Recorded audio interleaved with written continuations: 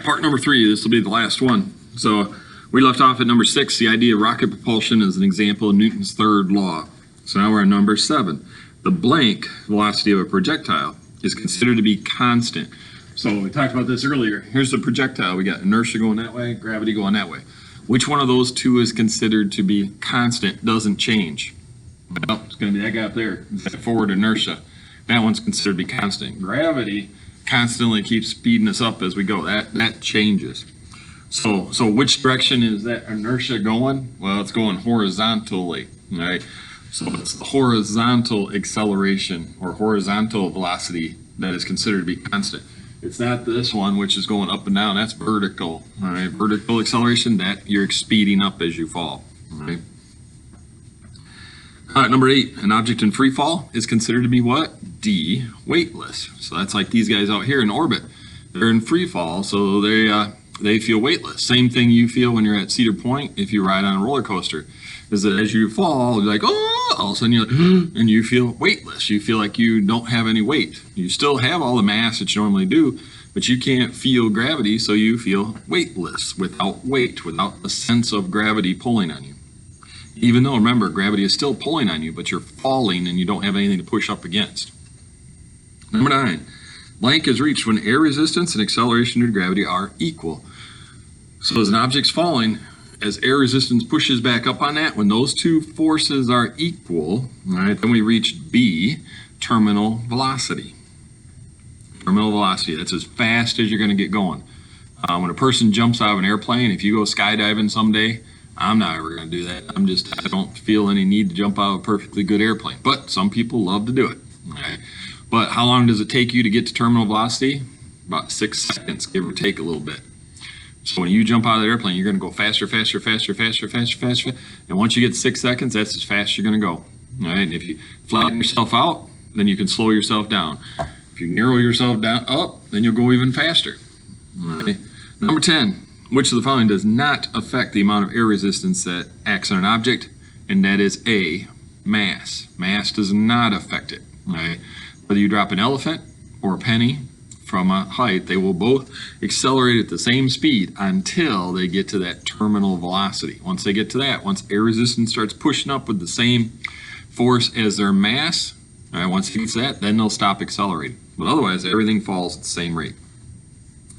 All right, number 11. Blank force causes a moving object to move in a curved or circular path. That was like the idea of spinning the thing around in circles. And that's centripetal force.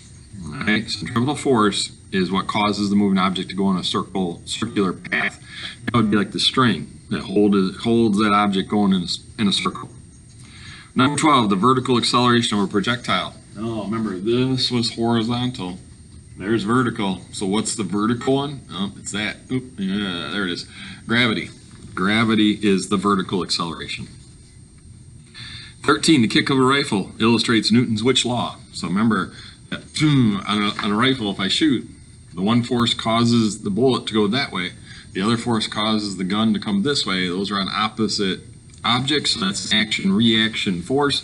That's Newton's third law. Blank is a property of moving objects due to its mass and velocity. Oh, that's momentum because it's moving. It's not inertia. Inertia is on everything, moving or not moving. Momentum is only on moving objects. Think of that, momentum moving, right? 15, blank exercises. Muscles push against other muscles. We didn't really talk about this, but that's the idea of isometric exercises. Don't worry, that won't be on the test. Should be okay. All right, number 16, on Earth, why does an object of large mass weigh more than an object of small mass? All has to do with that polar gravity and the polar gravity on that object. Right? It's pulling on that mass, and it all pulls with equal force, but the more particles there are, the more of it to pull, so therefore we find greater mass. Oh, there goes my light. Hold on.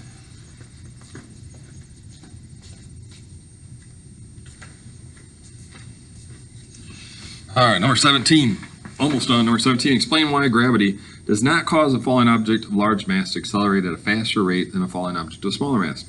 Because the gravity pulls equally on all of those objects. Right?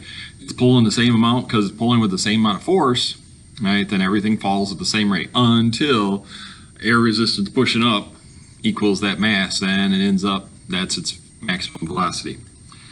18, if the force of an action-reaction pair are equal in size and opposite in direction, why aren't they balanced forces? Well, we talked about that, the idea of the gun. And the idea is that the one force is on the bullet going that way, the other force is on the gun coming this way. They're on different objects.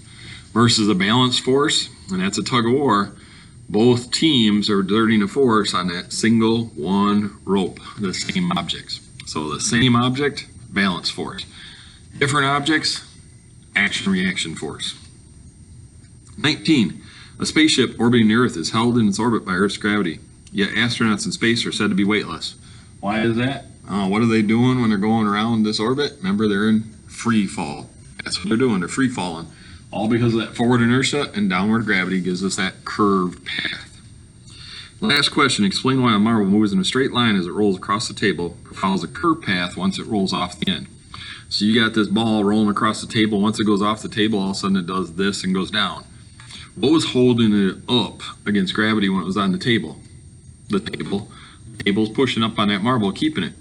Once it goes off the table, then there's nothing pushing up and it starts to fall. Okay. So once it loses that force pushing up against gravity, then it begins to fall because of gravity. All right, well, that concludes our review questions. So at this point now, tomorrow we're going to be taking a test. All right. So make sure you look through these review questions again or rewatch this video all over again, and hopefully we'll do good on that test tomorrow. So we will talk to you later. Have a great day. See ya.